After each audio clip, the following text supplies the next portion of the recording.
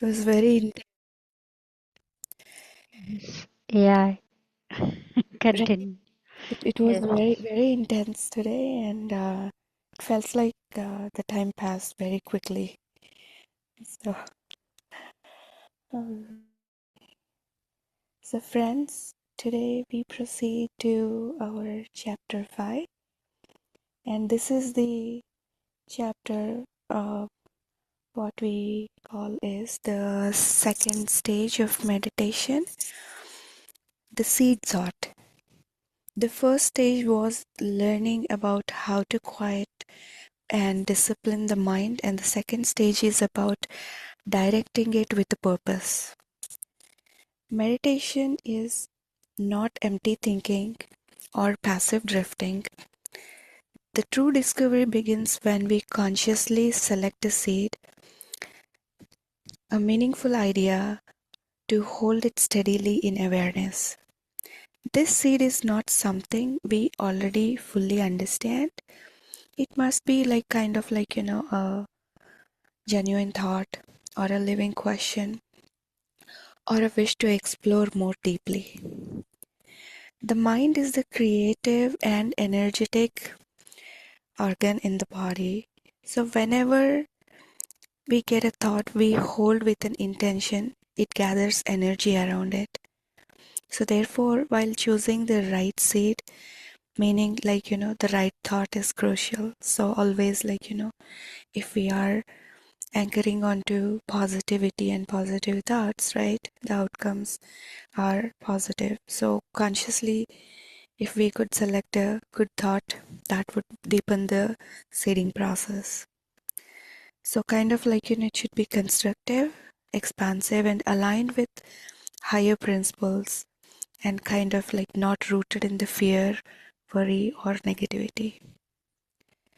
So, the simple process, like, it kind of, as in an example of how we plant a seed, right? The seeding process. So, what happens? First, we choose the seed. Similarly, the spiritual principle, virtue, or the universal truth of like love, courage, divine order, unity, or purpose should be samples of our seeds. So hold it steadily, right? So when we sow the seed of a plant in the like physical world, right? We focus in, we just sow that seed, and you just like let it sit for it to sprout. Similarly, like when you in the meditation, you put in a thought, and without strain you have to let it do its course. So nurture it with reflection, right? Like we nurture it with water, and here we are gently examining and deepening our thoughts, and gradually, like as the real seed sprouts in physical world, the insights arise naturally over time in our meditation. So it's kind of like beautifully comparing and contrasting how the process is working here. So this stage bridges ordinary thinking and higher intuition. So at first the mind works analytically, exploring definitions and implications. But as concentration deepens, something shifts, something magic starts happening, right? So the insights begin to arise from within, not from logic alone. So the thinker, and as seekers, we kind of like, become more receptive. So when our thoughts constantly jump between trivial concerns, we weaken our inner power. But when we hold seed thought consistently, we gather and align our mental forces. This alignment creates balance in emotional and even physical life.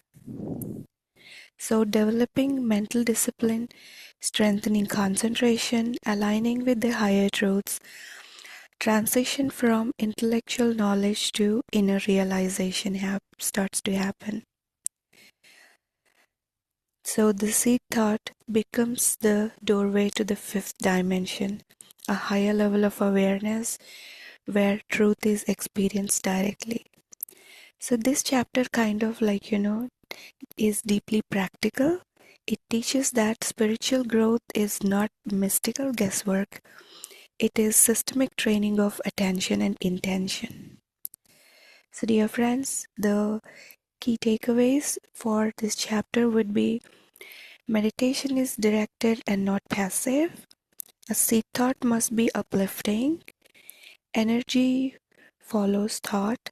Discovery happens in stages, like intellectually understanding and deeper intuitive realization. Discipline strengthens the mind, and scattered thinking weakens the inner power. So we got to always remember those differences. Reflection prepares for revelation, and the process is gradual.